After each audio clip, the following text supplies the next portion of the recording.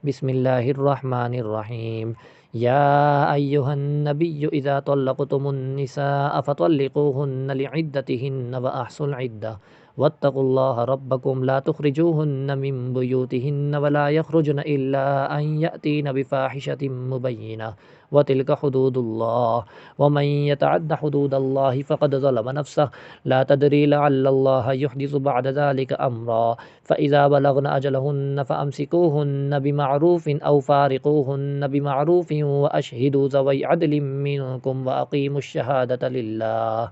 ذلكم يوعظ به من كان يؤمن بالله واليوم الآخر ومن يتق الله يجعل له مخرجا ويرزقه من حيث لا يحتسب ومن يتوكل على الله فهو حسبه إن الله بالغ أمره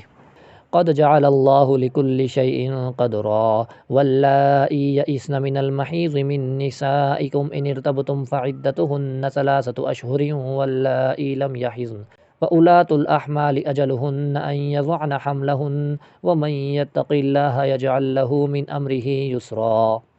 ذلك أمر الله أنزله إليكم ومن يتق الله يكفر عنه سيئاته ويعظم له أجرا أسكنوهن من حيث سكنتم من وجدكم ولا تضاروهن لتضيقوا عليهن وإن كن أولات حمل فأنفقوا عليهن حتى يضعن حملهن فإن أرضعن لكم فآتوهن أجورهن وأتمروا بينكم بمعروف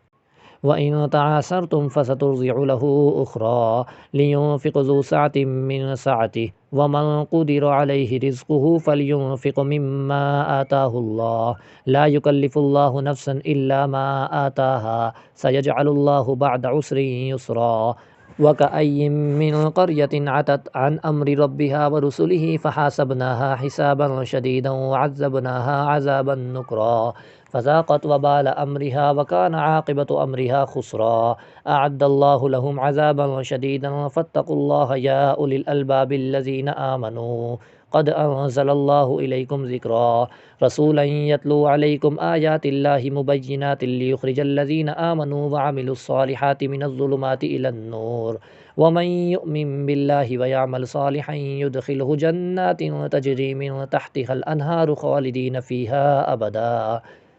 قد أحسن الله له رزقا الله الذي خلق 7 سماوات ومن الأرض مثلهن يتنزل الأمر بينهن لتعلموا أن الله على كل شيء قدير وأن الله قد أحاط بكل شيء علما